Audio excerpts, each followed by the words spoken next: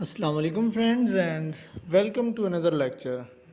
Today I have come with a very interesting topic and that topic is how to write a resume, or in simple words you can say it's CV, which stands for curriculum vitae, or a letter of application for any job.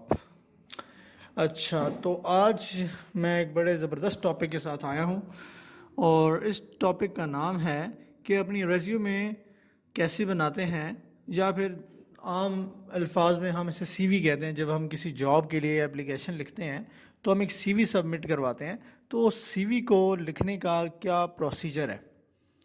तो ये जो lecture है ये 5 parts के अंदर divided है, और ये तमाम पार्ट्स देखने के बाद you would be able to write an effective resume which will ensure a good impression of yourself for a job।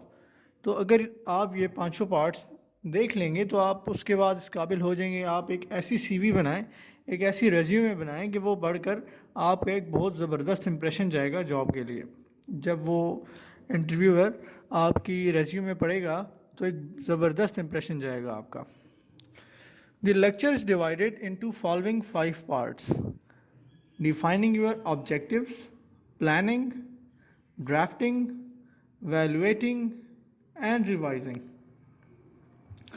In this lecture, we are going to study the importance and description of defining your objectives. तो इस lecture के अंदर हम जो इस lecture का पहला part है डिफाइनिंग योर ऑब्जेक्टिव्स, उसकी इम्पोर्टेंस और डिस्क्रिप्शन पढ़ेंगे। Defining your objectives. अच्छा, जो पहला स्टेप है, जो पहली एक्टिविटी है अपने ऑब्जेक्टिव्स को डिफ़ाइन करने के लिए, वो बहुत इम्पोर्टेंट है। जब आप एक सिंपल लेटर या कोई जॉब एप्लीकेशन लिख रहे होते हैं तब व्हेन डिफाइनिंग योर ऑब्जेक्टिव्स, जब आप अपने ऑब्जेक्टिव डिफ़ाइन कर रहे होते हैं, आप ये बताते हैं कि आप अपनी रेज्यूमे या आपकी जो सीवी है उससे क्या करवाना चाहते हैं। ठीक है, इसका ये मतलब है कि आप जो हैं वो अपने ऑब्जेक्टिव्स डिफ़ाइन करते हैं, आप जो है पहले प्लानिंग करते हैं उसके बाद काम करते हैं। ठीक है, जो आपके ऑब्जेक्टिव्स होते हैं वो आपकी बेसिस बनाते हैं, जो आपने बाद में जितना भी काम करना है सीवी बनाने के लिए उसकी बेसिस बनाती हैं। तो जो सबसे इम्पोर्टेंट जो टास्क है वो अपने ऑब्जेक्टिव्स डिफ़ाइन करने। तो जो भी काम करना होता है उसके लिए बंदा पहले प्लानिंग करता है। तो जब आप सीवी बनाएंगे तो आप उससे पहले सीवी बनाने की प्लानिंग करेंगे कि आपने सीवी बनानी कैसे है। ठीक है, तो आप जो हैं वो प्लानिंग करेंगे। अच्छा, उसके बाद आता है to take the reader centred approach you need to look at 3 things. अच्छा, अब सवाल ये उठता है कि रीडर सेंटर्ड अप्रोच क्या होता है। अच्छा, रीडर सेंटर्ड अप्रोच ये होता है कि आप जो भी काम कर रहे हैं वो आप इस हिसाब से कर रहे हैं कि जो आपका रीडर है जिसने वो चीज़ रीड करनी है उसके हिसाब से आप एक चीज़ जो है वो डिज़ाइन कर रहे होते हैं कि हम उसके लेवल पे या उसके माहौल में ख़ुद को ढाल कर वो चीज़ बनाते हैं। ठीक है, तो जब आप रीडर सेंटर्ड अप्रोच को लेते हुए आपने 3 चीज़ें जो हैं वो मद्देनज़र रखनी हैं। ठीक है, the final result you desire. ठीक है, तो सबसे पहली चीज़ है कि आप जो फाइनल रिज़ल्ट है वो क्या चाहते हैं। ठीक है, तो सेकंड चीज़ है the people who will read your application, कि वो कौन लोग हैं जो आपकी एप्लीकेशन पढ़ेंगे। तो दूसरे नंबर पे आपने ये देखना है, आपने इस चीज़ की प्लानिंग और रिसर्च करनी है कि वो कौन लोग हैं जो आपकी एप्लीकेशन पढ़ेंगे। और तीसरे नंबर पे आता है the specific way you want your resume to affect the people as they read your communication. अच्छा, अब इसका ये मतलब है कि वो ऐसा कौन सा तरीका है जिस तरीके से आप चाहते हैं कि आपकी जो सीवी है या फिर जो आपकी रेज्यूमे है वो उस बंदे को इफ़ेक्ट करे। इफ़ेक्ट का मतलब है कि वो जो पढ़ने वाला बंदा है उसको मुतासर करे। जब वो आपकी सीवी पढ़े तो आपकी सीवी पढ़कर मुतासर हो जाए। तो वो ऐसा कौन सा तरीका होगा जिस तरीके को अपनाते हुए जब वो बंदा या जो बंदा आपकी रेज्यूमे या सीवी देख रहा है, जब वो आपकी सीवी देखे तो वो आपसे मुतासर हो जाए। तो हमने उस जो स्पेसिफिक वे है ना उस पर काम करना है। अच्छा, तो जॉब सिलेक्शन का जो फर्स्ट स्टेज होता है उसकी बात करते हैं। The first stage of job selection, for a job selection. अच्छा, employers try to attract applications from as many qualified people as possible। जो एम्प्लॉयर्स होते हैं वो जो एप्लीकेशंस हैं वो बहुत ज़्यादा जगह से ले लेते हैं। हमें भी पता है कि जब जो है कोई जॉब खुलती है, गवर्नमेंट जॉब खुलती है या प्राइवेट जॉब खुलती है, क्योंकि बेरोज़गारी बहुत है तो बहुत ज़्यादा लोग जो अप्लाई करते हैं, तो बहुत ज़्यादा सीवीज़ जो हैं वो उधर पहुंच जाती हैं। तो उनके पास जो है ना बहुत ज़्यादा बंडल पड़ा होता है सीवीज़ का। तो जो एम्प्लॉयर होता है वो बहुत ज़्यादा सीवीज़ जो है कलेक्ट कर लेता है। ठीक है, तो ये जो स्टेज होती है यहाँ जो सीवीज़ देखी जाती हैं, तो इसमें होता ये है कि जो ऐसी सीवीज़ होती हैं जो उनको लगता है कि यार ये बंदे काम की नहीं है, वो उनको साइड पे करते हैं। तो उन्होंने एक बहुत बड़ा कट ऑफ लगाना होता है। तो वो कट ऑफ कैसे लगाते हैं, वो अभी एक ऑफिस में कुछ लोगों को टास्क दे देंगे कि यार इसमें से जो है ना बेकार बेकार सीवीज़ जो हैं या ऐसे बंदे निकाल दो जो हमारे किसी काम के नहीं हैं। तो वो लोग आपकी सीवीज़ पढ़ेंगे और जितने भी जिन लोगों ने अप्लाई किया उनकी सीवीज़ पढ़ेंगे और उनमें से जो सीवीज़ उनको ठीक नहीं लगेंगी वो साइड पर कर देंगे। Understanding the first stage is very important. चलिए हम इमेजिन करते हैं कि इस इमेजिन करने से आपको जो है ना काफ़ी हेल्प हो जाएगी कि मिसाल के तौर पे एक बंदा बैठा हुआ है और ऑफिस के अंदर उसने आपकी जो रेज्यूमे है या जो आपकी सीवी है वो उस बंदे ने पढ़नी है। ठीक है, चले इमेजिन करें कि वो बंदा बैठा हुआ है एक टेबल के ऊपर और उसके सामने 30-50 जो है ना न्यू एप्लीकेशंस पड़ी हुई हैं जो आज की मेल में अराइव हुई थी। ये वो एप्लीकेशंस हैं जो लोगों ने उस स्पेसिफिक जॉब के लिए अप्लाई किया हुआ है जिस जॉब के लिए आपने अप्लाई किया, और उन्हीं एप्लीकेशंस के अंदर एक एप्लीकेशन आपकी है। अच्छा, तो वो जो है दिन को उसके अलग काम थे, वो पूरा दिन काम करता रहा और जब दिन ख़त्म हुआ तो भाई उसके पास मेल आ गया। अब उसने मेल भी गो थ्रू होना है। ठीक है, और बॉस ने जो है उसको ये कह दिया कि यार ये सीवीज़ हैं ये क्लियर करो। ठीक है, जो सीवीज़ काम की हैं वो आगे करो, जो काम की नहीं है उनको रिजेक्ट कर दो। ठीक है, तो उस बंदे के पास जो है कुछ ज़्यादा टाइम नहीं है कि वो जितनी भी एप्लीकेशन है वो जो है थॉरोली उन सब एप्लीकेशंस को पढ़ने का उसके पास टाइम नहीं होगा। ठीक है, तो वो क्या करेगा कि वो जल्दी जल्दी जो है ना उन एप्लीकेशन को सॉर्ट आउट करेगा एक मेरिट पे। जो मेरिट उसने अपने जहन में बनाया होगा उस मेरिट के हिसाब से वो जितनी भी एप्लीकेशन होंगी उनको सॉर्ट आउट करेगा। ठीक है, तो वो क्या करेगा, वो जो है वजूहात ढूंढेगा जिन वजूहात पे वो ज़्यादा से ज़्यादा एप्लीकेशन जो है वो रिजेक्ट करे। ठीक है, अब उसकी कोशिश ये होगी कि ज़्यादातर एप्लीकेशन जो है ना वो निकल जाएं ताकि जल्दी जो है ना उसकी जान छूटे इस काम से। ठीक है, तो नॉर्मली जो है वो पूरी रेज्यूमे या पूरी सीवी जो है वो नहीं पढ़ता। ठीक है, तो जब आप अपनी सीवी लिखें तो अपने जहन में ये चीज़ रखें कि जब आप अपनी सीवी आपकी सीवी जब एक बंदे के पास जाएगी तो वो आपकी सीवी देख के अट्रैक्ट हो जाए। जो ही उसकी नज़र के सामने आपकी सीवी आए ना, तो उस आपकी सीवी का जो डिज़ाइन है या जो लिखा हुआ है वो ऐसा लिखा हुआ हो कि वो भाई अगला बंदा जो है ना मुतासर हो जाए उससे। The second stage of recruiting. तो रिक्रूटिंग की या जॉब सिलेक्शन की सेकंड स्टेज के अंदर क्या होता है, जो एम्प्लॉयर हैं जिन लोगों ने जॉब देनी है तो वो जो है छानबीन करते हैं। ठीक है, जो कि उन बंदों की छानबीन करेंगे जो उनको लगेंगे यार ये बंदे ठीक हैं इनको जॉब पे रखना चाहिए, उनकी छानबीन करते हैं। ठीक है, तो इसमें अक्सर ये होता है कि वो जो कैंडिडेट होता है उसको अपने वर्क प्लेस पे भी बुला लेते हैं। ठीक है, उसका इंटरव्यू करेंगे। ठीक है, तो उसमें सेकंड स्टेज में ये होता है कि जो आपकी रेज्यूमे होती है या ये जो आपकी सीवी है वो मैनेजर के पास जाती है डिपार्टमेंट पे। डिपार्टमेंट के मैनेजर होता है उसके पास जाती है, जिसके पास आपने काम करना होता है उस बंदे के पास जाती है। ठीक है, तो आपने इमेजिन करना है अपने रीडर को, इमेजिन योर रीडर। तो इस स्टेज पे है आपने अपने रीडर को इमेजिन करना है कि या जो बंदा आपकी सीवी पढ़ रहा है वो किस तरह का बंदा है या वो किस जो है वो उसका माइंडसेट क्या है, या फिर वो किस सिचुएशन के अंदर बैठा हुआ है। जब ये तमाम चीज़ें आपको समझ आएंगी, या जब आप ख़ुद को उसकी जगह पे रख के सोच पाओगे, तो तभी आप जो है वो बेहतर तौर पे एक्ट कर सकोगे अपनी सीवी के लिए। ठीक है, तो वो बंदा जो है, अब उसकी कोशिश ये होगी कि यार जो अब उसने सिलेक्शन करनी है, अब ये उसको ये भी पता है कि यार ये जो है शॉर्ट लिस्ट होके आ गई हैं सीवीज़, तो उसने एक दो या जितनी भी सीट्स जो खाली होंगी, अब उसने उनको फिल करना है। ठीक है, तो जब उसके बाद सीवी आती है, तो उसको ये पता होता है, या वो ये चीज़ देख रहा होता है कि यार जो क्वालिफ़िकेशन है, ठीक है, उस पे कौन बंदा आ रहा है। ठीक है, या कौन बंदा जो है उसको जो उनकी क्वालिफ़िकेशन है, या जो चीज़ या जो उनका मेरिट है, उस मेरिट पे कौन सा बंदा आ रहा है।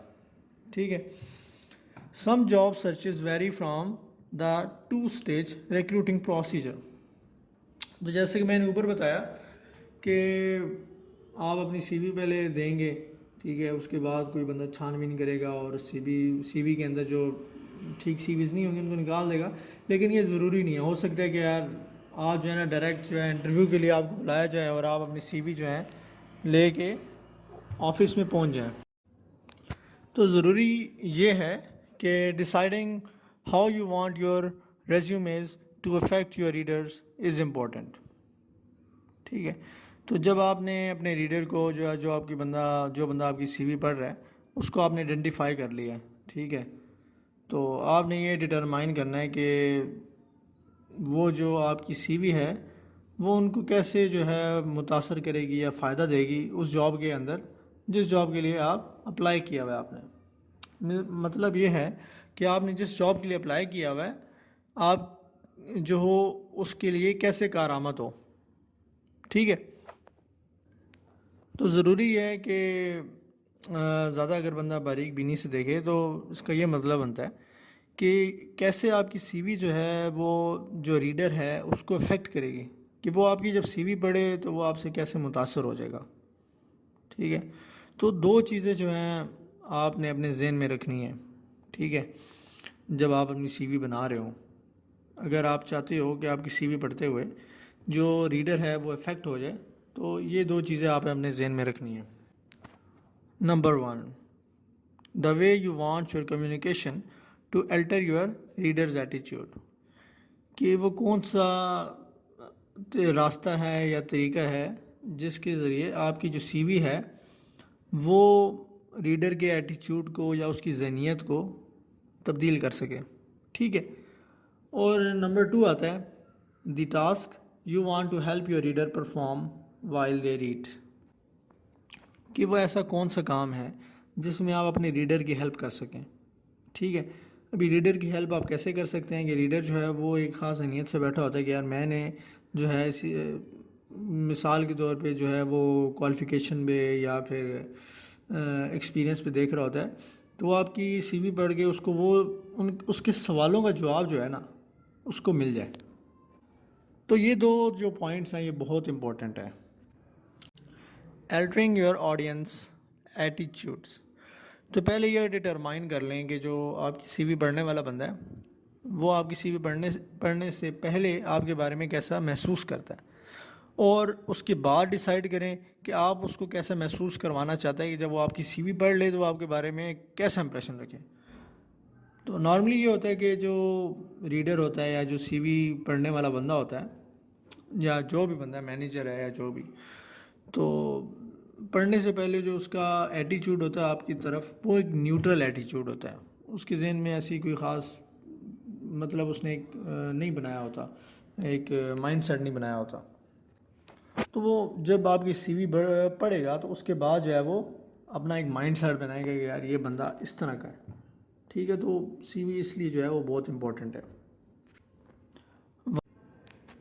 Once you have describe your readers present and desired attitude, तो सबसे पहले जो है आप अपने रीडर के बारे में जानने की कोशिश करें और उसके बाद जो है एक स्ट्रेटजी बनाएं कि उस स्ट्रेटजी के हिसाब से कि रीडर का जो एटीट्यूड है वो आपने कैसे चेंज करना है। ठीक है, तो नॉर्मल जो है वो आपको कॉमन सेंस बता देगी कि जो आपका एम्प्लॉयर है, ठीक है, तो वो जो है वो उन बंदों को हायर करना चाहता है जो बंदे कैपेबल होते हैं, ठीक है। जो एप्लीकेंट्स हैं वो इस काबिल हों कि जो काम उनको दिया जाए वो काम वो कर सकें, ठीक है। और जो रिस्पॉन्सिबल का एप्लीकेंट होता है वो इतना काबिल यकीन होता है कि वो एक ऑर्गेनाइजेशन के लिए फ़ायदा मंद होगा। तो ज़ाहिर बात है अगर वो किसी को रिक्रूट कर रहे हैं तो वो यही देख रहे होते हैं कि यार ये बंदा हमारी ऑर्गेनाइजेशन के लिए फ़ायदा मंद होना चाहिए, ठीक है। तो आपने उनको बताना है कि आप उनके लिए कैसे फ़ायदा मंद हैं। तो जो अच्छे एप्लीकेंट्स हैं उनका जो बिहेवियर है तो वो दूसरे एम्प्लॉयज़ के साथ कंपैटिबल होता है। तो मिसाल के तौर पे जो आपका रीडर है जो आपकी सीवी पढ़ रहा है वो कुछ स्पेसिफिक टर्म्स को देख रहा होगा।